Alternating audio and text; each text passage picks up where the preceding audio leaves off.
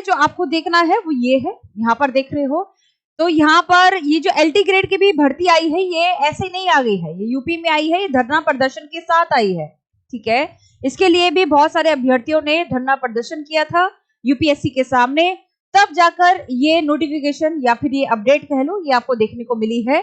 अब यहाँ पर क्या कहा गया है, इन्होंने क्या कहा है मुख्य रूप से, इन्होंने कहा है जो आपकी रुकी हुई, मतलब जो आपकी 2018 के बाद एक बार भी LT ग्रेड की परीक्षा नहीं हुई थी, अब यहाँ पर आपको जल्दी देखने को मिलेगी, धरना प्रदर्शन के बाद ही हुआ है ये, ठीक है। तो आवाज उठाने से ही आवाज बनती है, ठीक है। तो ये बात जो है वो इसके ऊपर की जा रही है, देख लेते हैं थोड़ा सा, इसको देखिएगा। तो ये आज की ही न्यूज है, ये 5 अगस्त की न्यूज है।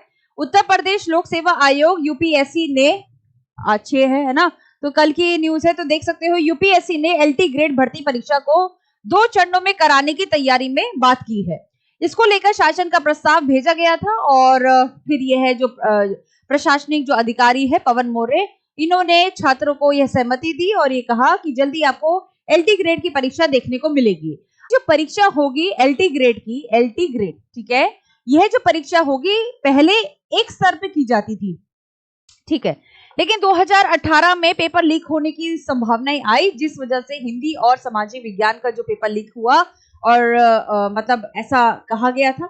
तो इसको एक स्पष्टता या ऑथेंटिसिटी देने के लिए अब जो आपकी परीक्षा होगी वो 2 स्तर में होगी। अब 2 स्तर में कैसे होगी इसको थोड़ा सा जान लेते हैं।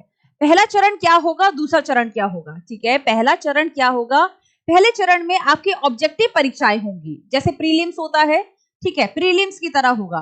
तो पहले चरण में ऑब्जेक्टिव परीक्षा होगी, यानी कि जैसे प्रीलिम्स होता है ना, प्रीलिम्स होता है जिसमें जीके जीएस जो है वो ज्यादातर पूछी जाती है, ठीक है। तो प्रीलिम्स होगा पहले, तो फिर उसके बाद आती है दूसरा चरण। दूसरे चरण में क्या होगा इसको देख लेते हैं। दूसरे चरण में आपका वैसे ही जैसे सब्जेक्टिव होता है, डिस्क्रिप्टिव होता है, वैसे लिया जाएगा। तो 2 स्तरीय से जो आपके पेपर लीक होने की संभावनाएं हो जाती है, या नंबर के ऊपर या स्कोर के ऊपर जो इम्पैक्ट पड़ता है, ठीक है, वो कम हो जाएगा, प्रभाव जो है वो कम हो जाएगा। अब बात आती है कि इसके लिए हमें, हमारे पास क्या योग्यता होनी चाहिए, यानी कि टीजीटी पोस्ट के लिए बनती है, किसके लिए, ध्यान रखिए, टीजीटी पोस्ट के लिए यह जो सर्विस होती है या फिर ये जॉब निकलती है, ठीक है। जैसे टीजीटी में आप अध्यापक बनते हैं, तो इसलिए जो आपकी योग्यता होती है वो क्या होती है, इसमें आपके पास ग्रेजुएशन होना ही चाहिए, ग्रेजुएशन के साथ आपके पास बीएड होना चाहिए, ठीक है। पेपर 2 भी इसमें डिमांड किया जाता है, सीटेट पेपर 2, क्लियर है बात। तो यह जो है आपकी योग्यता है, पहली बात। दूसरी बात ये आती है यहाँ पर कि क्या कहते हैं, इसकी जो एज है, एज लिमिट जो है वो कितनी है, मतलब आप कब तक जो है भर सकते हैं। तो ध्यान रखिएगा, इसका जो एज लिमिट होता है वो 40, मैक्सिमम टू मैक्सिमम 40 वर्ष तक होता है, ठीक है, क्लियर है बात। 40 वर्ष तक जो है आपका एज लिमिट होता है, इस बात को ध्यान रखिएगा। और SC ST के लिए जो है 5 साल का रिलैक्सेशन होता है, क्लियर है बात, यहाँ तक बात समझ में आ गई। और यहाँ पर ये भी आता है, जैसे मान लो कि आप टीजीटी सोशल साइंस के लिए लगे हो, तो टीजीटी सोशल साइंस में कॉम्बिनेशन, सब्जेक्ट कॉम्बिनेशन जो है पूछे जाते हैं। मान लो अगर आपको टीजीटी सोशल साइंस के लिए लगना है, ठीक है, SST के लिए लगना है, तो यहाँ पर आपसे सब्जेक्ट कॉम्बिनेशन पूछे जाते हैं, यानी कि आपके पास इतिहास हो, पॉलिटी हो फाइनल ईयर में, ठीक है, ये आपके पास जो है ये पूछा जाता है, क्लियर है बात।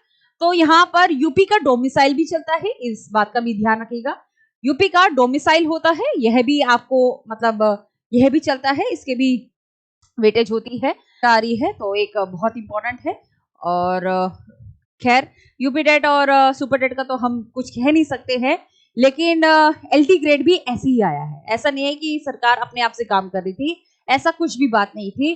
धरना प्रदर्शन के बाद ही आपको ये देखने को मिली है ना, ये वैकेंसी आपको देखने को मिलेगी अभी, मतलब जल्दी आपको देखने को मिलेगी, 1 महीने में कम से कम जो है इसका पूरा का पूरा प्रोसीजर आ जाएगा।